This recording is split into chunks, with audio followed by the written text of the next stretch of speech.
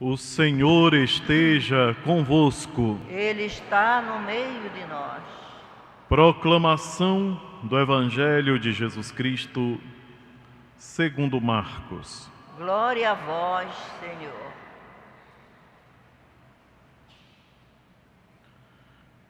Naquele tempo, o rei Herodes ouviu falar de Jesus, cujo nome se tinha tornado muito conhecido. Alguns diziam: João Batista ressuscitou dos mortos, por isso os poderes agem nesse homem. Outros diziam: é Elias. Outros ainda diziam: é um profeta como um dos profetas. Ouvindo isto, Herodes disse: ele é João Batista. Eu mandei cortar a cabeça dele, mas ele ressuscitou.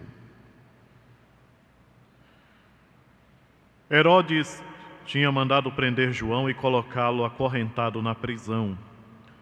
Fez isso por causa de Herodíades, mulher de seu irmão Filipe, com quem se tinha casado. João dizia a Herodes: não te é permitido ficar com a mulher do teu irmão.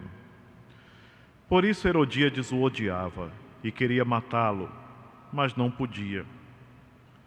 Com efeito, Herodes tinha medo de João, pois sabia que ele era justo e santo, e por isso o protegia. Gostava de ouvi-lo, embora ficasse embaraçado com o que escutava. Finalmente chegou o dia oportuno. Era o aniversário de Herodes, e ele fez um grande banquete para os grandes da corte, os oficiais e os cidadãos importantes da Galileia. A filha de Herodíades entrou e dançou. Agradou a Herodes e seus convidados. Então o rei disse à moça: pede-me o que quiseres e eu te darei. E lhe jurou dizendo: eu te darei qualquer coisa que me pedires, ainda que seja a metade do meu reino. Ela saiu e perguntou à mãe: o que vou pedir? A mãe respondeu: a cabeça de João Batista. E voltando depressa para junto do rei, pediu: quero que me deis agora num prato a cabeça de João Batista. O rei ficou muito triste, mas não podia recusar. Ele tinha feito o juramento diante dos convidados. Imediatamente o rei mandou que um soldado fosse buscar a cabeça de João. O soldado saiu, degolou-o na prisão, trouxe a cabeça num prato e a deu à moça, e ela a entregou à sua mãe. Ao saberem disso, os discípulos de João foram lá, levaram o cadáver e o sepultaram. Palavra da salvação. Glória a vós, Senhor.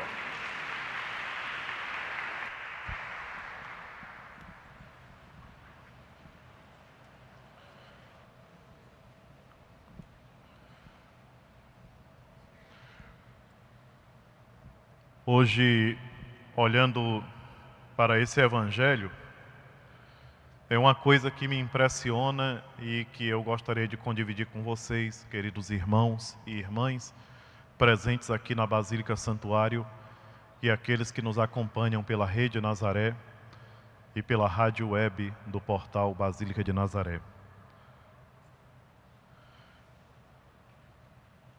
Como a maldade ela pode atingir um nível tão alto que para uma pessoa ambiciosa como Herodíades era mais importante vingar-se de João Batista, né, vingar-se daquilo que João Batista tinha falado dela, do que a metade do reino. O juramento do rei é muito claro, ele diz: até que seja a metade do meu reino eu te darei. Isso faz pensar no que nós podemos nos tornar se não tivermos Deus no coração.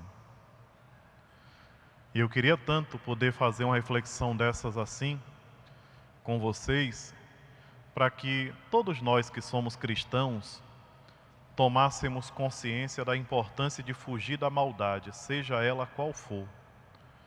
A maldade, ela realmente transforma o ser humano num monstro. E é isso que nosso Senhor Jesus Cristo, desde muito tempo, tem procurado evitar. Se nós estudarmos com muita atenção o Santo Evangelho, nós observaremos que todo o ensinamento de Jesus é voltado para a valorização do ser humano, para que nós possamos cada vez mais valorizar a pessoa humana e para que nós fujamos da maldade, para que não nos deixemos conquistar pela maldade. Hoje nós celebramos Santa Águeda e a gente fica admirado de ver também como eram capazes de fazer tanta maldade com uma criatura tão indefesa, tão simples, tão pequena como essas mocinhas. Santa Luzia, Santa Inês, Santa Águeda.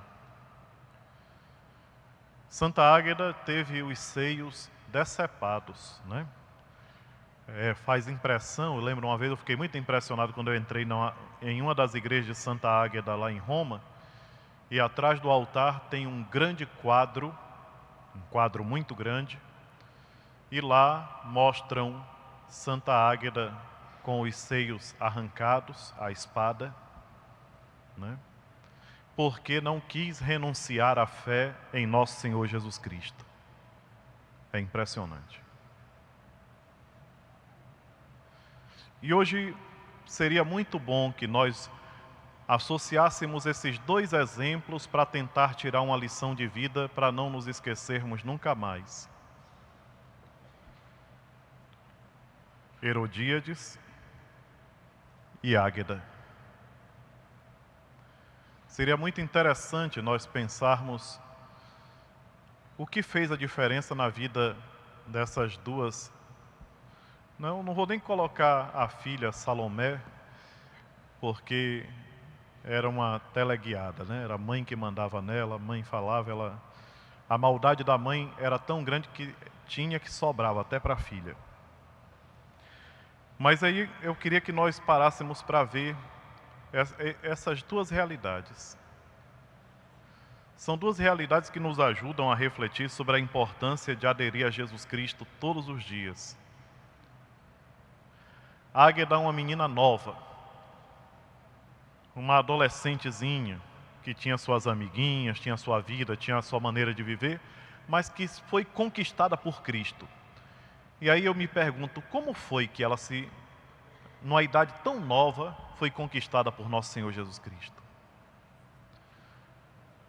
O que ela cultivou no coração que no coração de Herodíades não existia? Para mim só tem uma resposta, para mim é a humildade. A falta de humildade é o que faz com que muitas pessoas não descubram o nosso Senhor Jesus Cristo. Quantas pessoas passam a vida toda querendo encontrá-lo e não o encontram?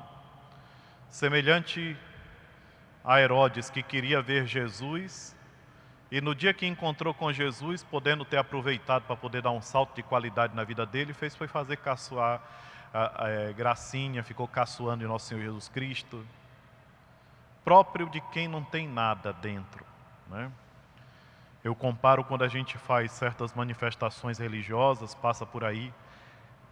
Eu lembro de uma dessas peregrinações que nós fizemos com Nossa Senhora de Nazaré.